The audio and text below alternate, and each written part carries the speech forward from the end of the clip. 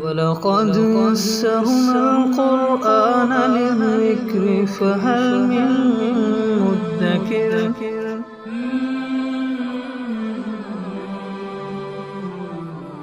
سورۃ البقرہ آیت نمبر 240۔ اعوذ باللہ من الشیطان الرجیم، بسم اللہ الرحمن الرحیم۔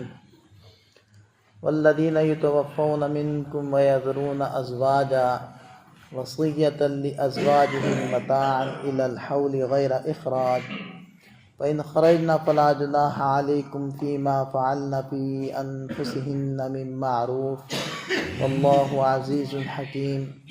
وللمطلقات متاع بالمعروف حقا علی المتقین کذلک یبین اللہ لکم آیاتہ لعلکم تعقلون۔ والذین یتوفون منکم، اور وہ لوگ جو تم میں سے وفات پا جائیں، ویذرون ازواجا، اور بیویاں چھوڑ جائیں،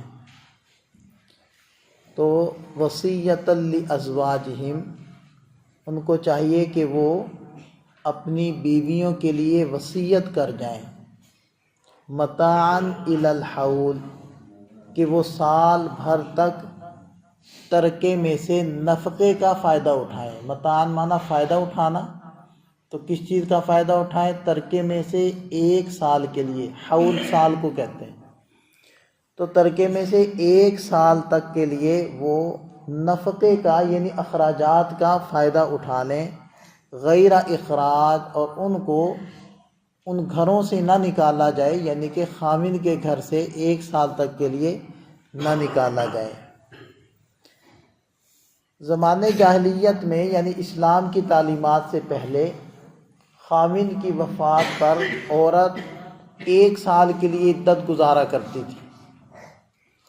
اسلام نے آ کر اس عدت کو کم کیا، 4 مہینے اور 10 دن اس کی عدت مقرر کی۔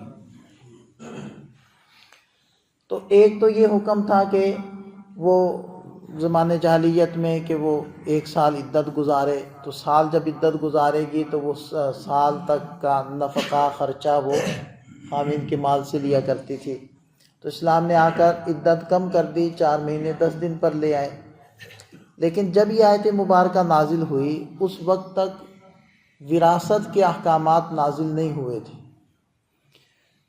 جب چونکہ وراثت کے احکام نازل نہیں ہوئے تھے اور بقیہ جو ورثاء ہیں ان کے لیے بھی حکم وصیت والا ہی تھا کہ جس کو جتنا جتنا دینا ہے مرنے سے پہلے وصیت کر جاؤ، تو اسی وصیت میں عورت کے لیے بھی ایک وصیت تھی، اور وہ کیا تھی کہ یہ وصیت کر جاؤ کہ عورت کو 1 سال کے لیے یہاں گھر میں بھی رکھا جائے گا اور اس کو نان نفقہ بھی دیا جائے گا، خرچہ مرچہ بھی دیا جائے گا، یہ وصیت کر دو۔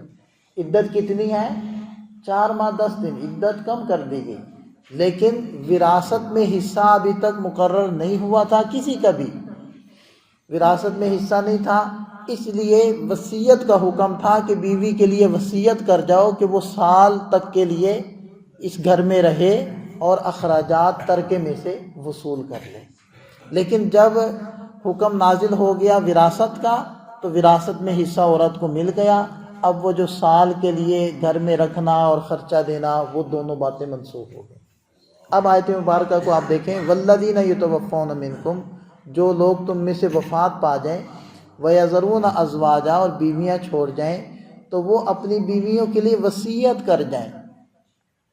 کیا وصیت کر جائیں؟ متاعاً الی الحول، کہ وہ عورتیں 1 سال تک ترکے میں سے نفقے کا، اخراجات کا نفع اٹھائیں گی، غیر اخراج، 1 سال تک ان کو ان کے گھروں سے نہ نکالا جائے۔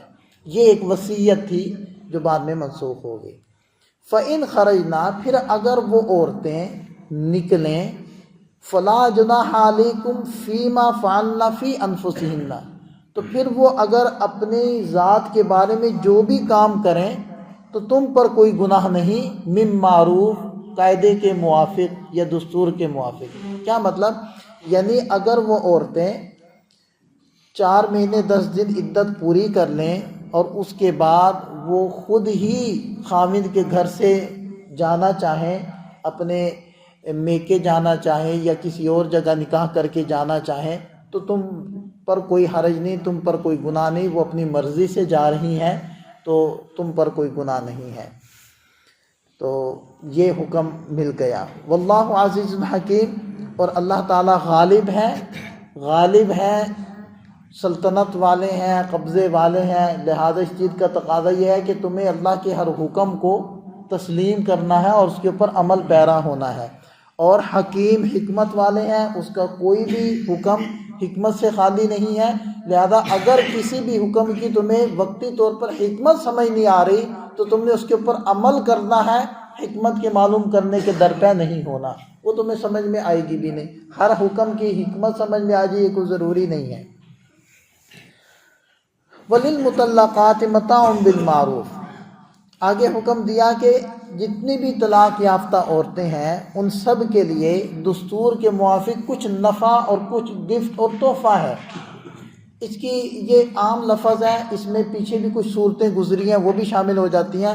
پیچھے مختلف احکامات آئے تھے کہ اگر کسی عورت کو طلاق دی اور ابھی تک رخصتی نہیں ہوئی تھی، مہر بھی مقرر نہیں ہوا تھا تو اس کو ایک جوڑا دے دو گفٹ کے طور پر، اور اگر مہر مقرر ہوا تھا تو آدھا مہر دے دو، اور اگر تم سارا ہی دے دو تو یہ بہتر ہے۔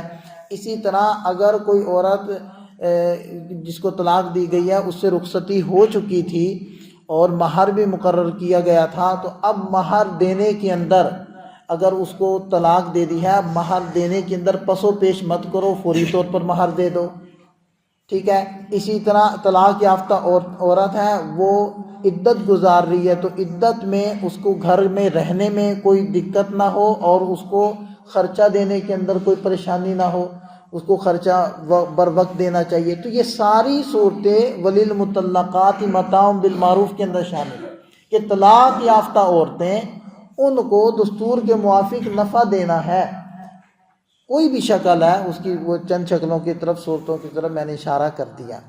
حقاً علی المتقین، اور یہ نفع پہنچانا متقیوں پر لازمی ہے، ضروری ہے۔ اب دیکھیں کہ اللہ تعالیٰ کے حکمت بھرے احکامات ہیں کہ جب میاں بیوی کا رشتہ قائم ہو جائے اس کے بعد پہلے نمبر پر تو ابغض الحلال، حلال چیزوں میں سے سب سے زیادہ ناپسندیدہ چیز طلاق کو قرار دیا گیا، اور طلاق دینے کی طرف جانے سے پہلے بہت ساری صورتیں رکھی گئی ہیں کہ یہ صورتیں اپنا لو، دونوں جانبین سے کوئی حکم متعین ہو جائے، صلح صفائی کروا دے، طلاق تک نوبت نہ پہنچے۔ لیکن اگر پہنچ جائے تو پھر طلاق دینی کیسے ہے اس کے تفصیل سے احکامات دے دیے۔ اگر طلاق دینی بھی پڑ گئی تو پھر اس سے جدائی کیسے اختیار کرنی ہے تو اس کی بھی احکامات دے دیے، بھی جدائی بھی اتنے خوشگوار ماحول میں کرو، اتنے اچھے ماحول میں کرو کہ نفرتیں جنم نہ لیں، جدائیاں اور دل نہ پھٹیں، آپس میں دل جڑے رہیں، دل بچے رہیں، اس کی کوشش کرو۔ اس لیے متاع بالمعروف، اچھے طریقے سے ان کو کوئی نہ کوئی نفع دو، نفع پہنچاؤ۔ کذالک یبین اللہ لکم آیاتہ، اسی طرح اللہ تمہارے سامنے اپنے احکامات بیان کرتا ہے، لعلکم تعقلون، تاکہ تم لوگ سمجھ بوجھ سے کام لو، ایسے نا سمجھی میں کوئی ایسے کام نہ کرو جس سے دل پھٹیں اور جس سے نقصانات ہوں، بلکہ سمجھ بوجھ سے کام لو، اور اگر یہ جدائی والا کام بھی کرنا پڑے تو وہ بھی اچھے طریقے سے کرو۔ اللہ تعالی ہمیں سمجھ عطا فرمائے۔